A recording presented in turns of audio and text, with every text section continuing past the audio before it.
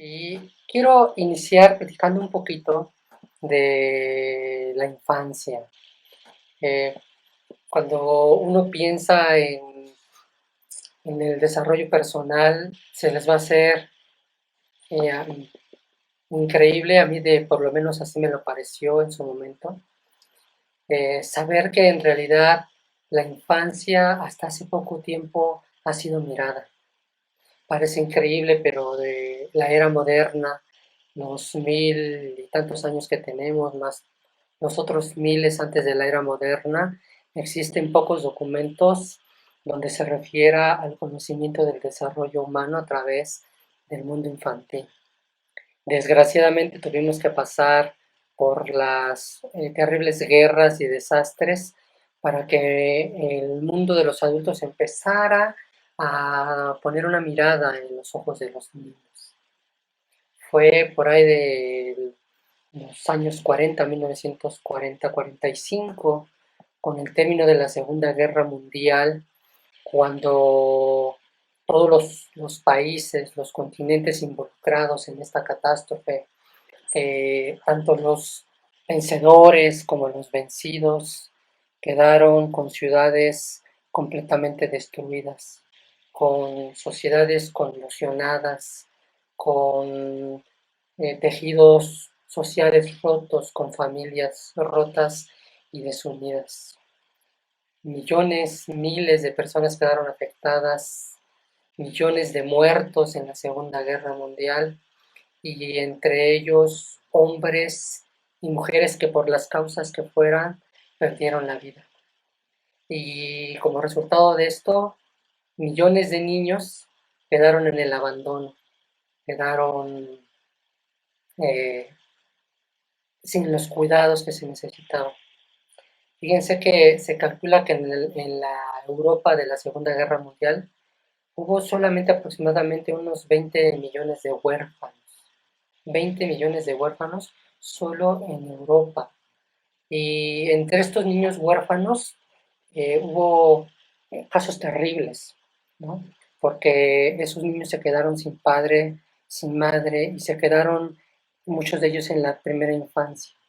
Entonces, no había recursos sanitarios para ellos, no había ayuda económica, no existían totalmente, no existían las fuentes de ayuda emocional con las que se pueden contar ahora.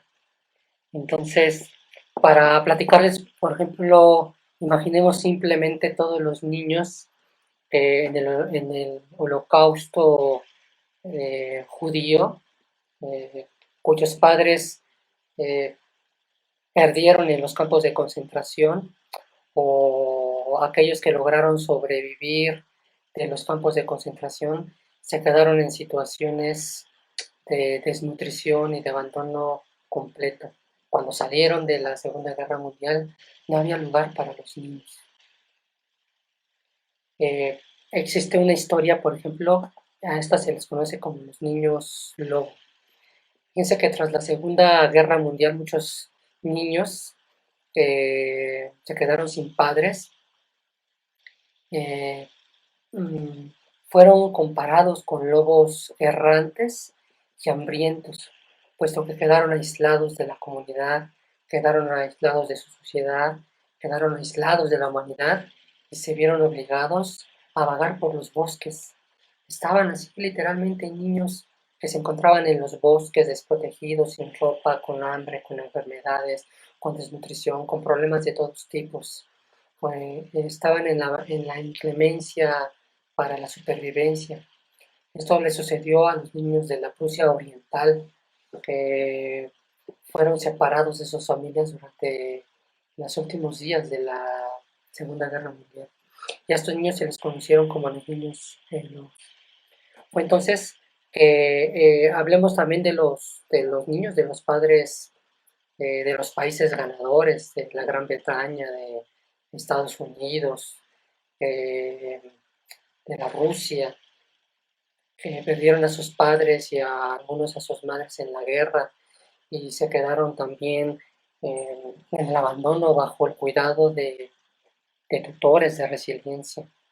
Entonces no había mirada para los niños y fue entonces que la ONU, la Organización Mundial de las Naciones, se ve en la necesidad de empezar a generar estudios y programas de atención para los miles de niños que habían quedado desatendidos y sobre todo para empezar a ver los efectos que estos daños se iban a generar producto de la guerra. Fue así que se creó la UNICEF por ahí de los años 50, que se convirtió en una organización que hoy en día es permanente dentro de la Organización de las Naciones Unidas. Y por aquellas épocas, a la par del florecimiento de las terapias psicológicas, de las escuelas de psicología, que en aquel entonces era el psicoanálisis, que nació de la mano del famosísimo Sigmund Freud, y de las escuelas conductistas de Skinner, este, que se empezó a revisar qué sucedía en la mente infantil y en la biología de los niños. Los psiquiatras de la época tenían la idea de que para el desarrollo infantil era muy importante algo, la nutrición materna. Cuando se hablaba de desarrollo infantil, se creía que un niño que iba a desarrollarse en forma plena en su vida adulta iba a ser aquel que fuera acompañado de su madre a través de la lactancia principalmente. Y fíjense qué interesante, se empezó a generar o gestionar la idea de que los niños tenían que ser autónomos, que tenían que ser independientes y que no habría que maleducarlos, que no tendríamos que ser niños dependientes y caprichosos. Entonces en las escuelas y en las orientaciones de crianza se empezó a decir que no se durmieran con los niños, que no se acercaran a los niños, que no los mimaran y que no los acariciaran mucho porque los malcriaban. Era para entonces la filosofía de crianza de los niños. Y se decía que simplemente con la nutrición se iba a superar esto. Pero fíjense qué interesante, viene un parteaguas a partir de la Segunda Guerra Mundial, repito, por los años de 1945, en el que la Organización Mundial, la ONU, eh, que fue creada los países ganadores de la guerra, empezaron a buscar mentes ilustradas que los ayudaran a contener toda la pandemia, ¿no? Hoy sabemos que también fue una sindemia, como habíamos platicado en las primeras sesiones de nuestros encuentros, y que empezaran a investigar los estudios sobre el desarrollo infantil. Para aquel entonces se le invitó a un psiquiatra inglés que se llama John Bowlby, que fue después conocido por su aporte a la psicología del desarrollo infantil. John Bowlby, contratado por la ONU, tuvo la misión de empezar a hacer estudios profundos sobre la maternidad, sobre los estilos de crianza, todo esto derivado del sufrimiento que se había infligido a los niños eh, durante la Segunda Guerra Mundial. A Bowlby se le debe algo muy interesante que se llama el, la teoría del apego, que no vamos a profundizar mucho sobre de esto, lo haremos quizás en otros temas, pero básicamente lo que Bowlby descubre es que el niño necesita generar un vínculo muy fuerte que establece con algunas personas, sobre todo las figuras de crianza, papá, mamá principalmente, los abuelos, la familia, la comunidad, y que principalmente del vínculo generado en sus primeros días con la madre, se crea una base segura con la que este niño en su vida adulta podrá entrar y salir hacia el mundo con una sensación o no de seguridad. A esto se le va a llamar el apego o la base segura de la que tanto John Bowlby hablaba. Es un refugio de seguridad y es un lugar de confort, ¿no? que el niño desarrolla con las primeras experiencias que tiene con mamá y en la que va a generar una base segura con la cual salir al mundo y, y que le va a generar mecanismos de resiliencia. Bowlby estudió algunos modelos de apego, pero básicamente el que hablaba de dos tipos de apego. Así básicamente es un apego seguro, que es aquellos niños que lograron generar esta base segura en la relación con mamá, una sensación de seguridad, de protección, y que la percibió de manera constante, en el que la madre estuvo plenamente conectada con su cría y que se mostró de una forma afectiva con el pequeño y en congruencia con sus emociones, con sus sentimientos, con sus sensaciones, y que le permitió a este niño desarrollarse de forma afectiva y generar una base de autoconfianza en su persona, en su ser. A futuro, estos pequeñitos tienden a ser personas cálidas, estables, con relaciones interpersonales satisfactorias. Y aquellos niños que no tuvieron esa oportunidad por la situación que fuera, que la madre no pudo estar en conexión con el pequeño, generar una base insegura. Las madres tenían un apego inseguro con su pequeño. Ajá. Por las, repito, por las razones que sea, que ahorita pueden salir muchísimas. Y entonces, con base en esta teoría del apego, muchos psiquiatras de la época, porque es importante que sepamos que para aquella época la psicología estaba solamente en manos de profesionales que tenían estudios de psiquiatría. No podía ejercer la psicología una persona que no tuviese la educación de psiquiatra. Entonces, los nuevos psiquiatras de la época salen a estudiar las teorías del apego y las relaciones con los niños.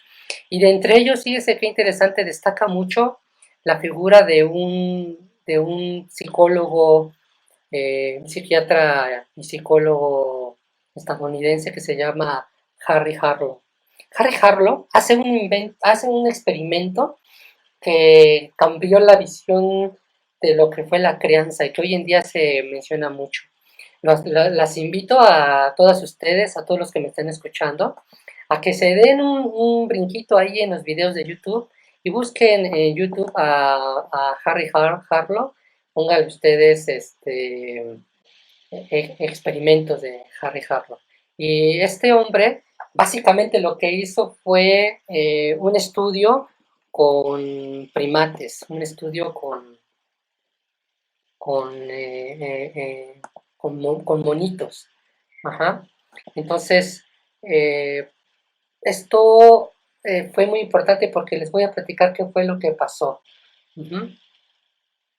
Él tenía en el laboratorio unos monos raza Rhesus, uh-huh. Unos monos que se estudiaban al estilo de la época, bajo condiciones científicas bastante cuestionables. Era en la época en la que se hacían disecciones, se hacían experimentos fuertes con descargas eléctricas, o podían someter a los animales a sufrimiento y a gran estrés.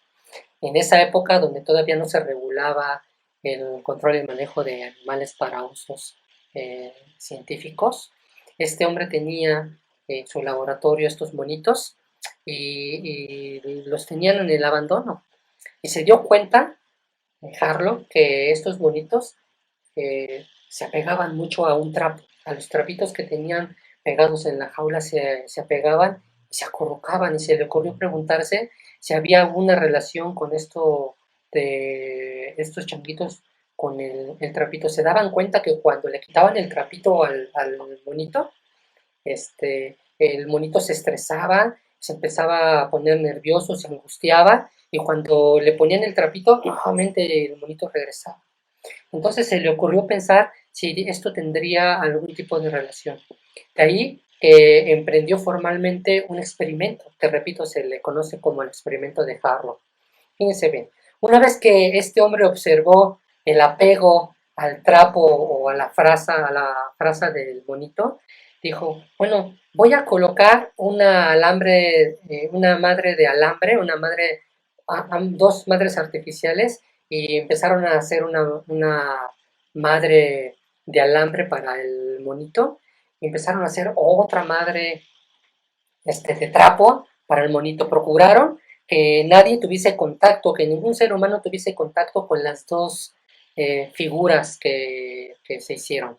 Entonces, una madre era una madre de alambre y la otra madre era una madre de frazada con unos trapitos. Uh-huh. A una de ellas, a la madre de alambre, le colocaron el biberón y a la otra madre no le colocaron nada. Entonces soltaban al changuito y el changuito lo que hacía primeramente satisfacía su hambre. Se iba, se trepaba de la madre de alambre, tomaba del biberón, estaba aproximadamente en promedio al día 1 hora consumiendo alimento del biberón de la madre de alambre y el resto del tiempo se iba a la madre de trapo y se quedaba ahí acurrucado en la madre de trapo. Pasaba aproximadamente unas 17 horas con la madre de trapo, mientras con la madre del hambre pasaba 1 hora en promedio. Y esto generó una gran sorpresa, porque repito, hasta la fecha se creía que la buena crianza tenía que ver más con la nutrición que con el apego. Para sorpresa de Harlow, dijo, bueno, pues entonces vamos a tener que hacer unas variantes en el experimento para ver, para confirmar lo que estamos sospechando. Entonces, dice, realmente este monito ha generado un apego con la madre de trapo, ha generado un vínculo emocional con la madre de trapo. Entonces crean otro monito terrorífico, un tipo como de monstruito ahí eléctrico, y lo que hacen es eh, exponer al monito ante el estímulo de este mono terrorífico, y cuando el monito lo ve sale todo estresado, y el primer lugar a donde va a correr es hacia la madre de trapo, ya no hacia la madre del biberón, porque en un proceso o en un caso donde se pone al límite su mecanismo de supervivencia, el monito busca el lugar donde se siente más seguro, el lugar donde se siente más apegado, el lugar donde encuentra un poquito esta estabilidad y tenía que ser la madre del trapo. Eso le voló la cabeza a propios y extraños. Ajá. Lo que hace después es decir, bueno, ¿y este apego del monito por la madre de trapo será permanente? Y entonces agarran al monito y lo separan de las dos figuras, tanto de la madre del hambre como de la madre de trapo, la separan y lo dejan en aislamiento 6 meses, sin contacto. Y 6 meses después sacan de su hacinamiento al monito y lo exhiben ante las dos madres, tanto la de alambre como la de trapo, y el monito lo primero que hace es correr y treparse y asirse de la madre de trapo, la madre de ropa de felpa. Y el monito se acurruca ahí. Y fíjense qué interesante después. Resulta ser que dijeron, bueno, vamos a hacer lo siguiente, vamos a poner ahora al mismo estímulo, dos tipos de monitos. Al monito que se le permitió tener el contacto primario con la madre de trapo y con la madre de alambre, y vamos a poner a un monito que haya estado privado del contacto de cualquier madre, ¿sí? Que solamente haya sido alimentado y que no haya tenido estímulo ni con la madre de alambre ni con la madre de trapo. Y entonces sacan a los dos changuitos y el changuito número 1 que había sido criado y estimulado por la madre de trapo y la madre de alambre, lo primero que hace es, ya que los ponen ante el estímulo de esta figura terrible que les platicé hace rato, y cuando los dos monitos se espantan, uno, el que tenía contacto con la madre de trapo y la madre de alambre, sale corriendo y se hace de la madre de trapo. Y el monito, que no tenía contacto, que nunca había tenido ningún tipo de relación ni con la madre de alambre ni con la madre de trapo, cuando recibe el estímulo de esta figura terrorífica, sale huyendo pasa por la madre de trapo, pasa por la madre del hambre, no se hace de ninguna y se aísla en un rinconcito. Y ahí el monito se acurruca y se queda meciéndose. El mecanismo de mecerse es un mecanismo que tienen muchos los mamíferos que han sido privados del contacto materno en los primeros, sobre todo en el primer año de vida, en los primeros 3 años de crianza de cualquier niño. Y entonces se dieron cuenta que el vínculo que el monito con la madre que había realizado el monito con la madre de trapo era un vínculo real, profundo. Y ese fue el que se le llama el vínculo o el apego. Ujú.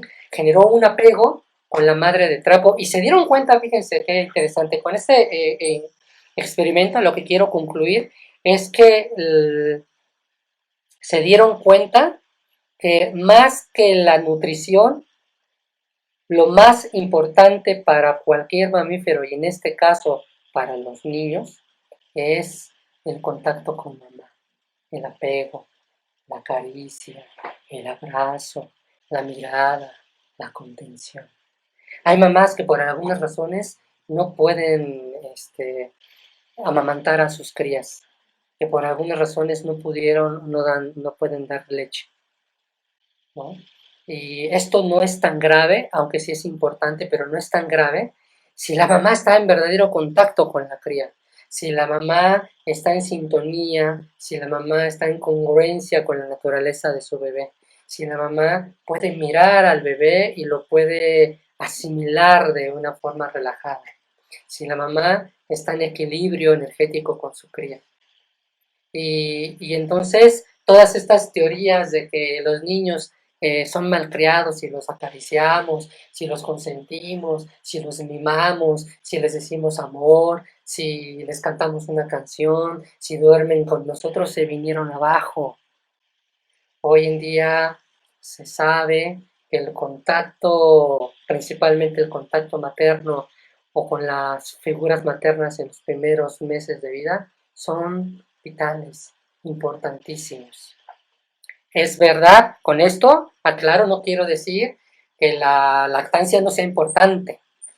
La lactancia es importante porque le va a brindar al niño una cantidad de nutrientes que van a, sobre todo, a fortalecer el sistema inmune del niño. Cuando un bebé nace, no tiene un sistema inmune, no ha generado inmunidad, es un cuerpo que viene virgen al ambiente externo, al ambiente terrestre. Y al salir de su primer contacto con la atmósfera, empieza a recibir la interacción con algunos microorganismos, hongos, bacterias, virus, parásitos. Y el contacto con la madre va a ser la primera vía de empezar a alimentar y fortalecer su sistema inmune. Y va a ser a partir de la lactancia que el bebé va a empezar a asimilar en su organismo toda una serie de anticuerpos que la madre le va a dar al bebé para que pueda defenderse de estos microorganismos. Va a ser la lactancia materna la que va a fortalecer el sistema digestivo del bebé y la que va a hacer que la flora intestinal del pequeño empiece a generar, ¿sí?, sus primeros anticuerpos y obviamente la nutrición. Entonces, es la primera vacuna de los pequeños. Es importante, por tanto, que los bebés, que las crías sean amamantadas de forma natural por mamá, pero no tan importante, fíjense, en casos extremos, como que tenga contacto con su madre. Porque de nada serviría, por ejemplo, si la mamá tiene leche, le guarda sus biberones en el refrigerador y se lo deja a la nana o lo deja en el kinder y hay que lo críen, hay que le den su leche, pues sí, el niño se va a alimentar con la leche materna, pero si no tiene el contacto con su mamá va a haber un desorden neurológico. Y de este desorden neurológico les quiero platicar un poquitito más. Fíjense que se han hecho muchos estudios respecto al efecto que tiene la privación emocional de los pequeños en los primeros días de vida, los primeros meses y en el primer año, en los primeros 3 años de vida de un pequeño. Las consecuencias de la privación emocional para los niños menores que por alguna razón no estuvieron con mamá es muy alta.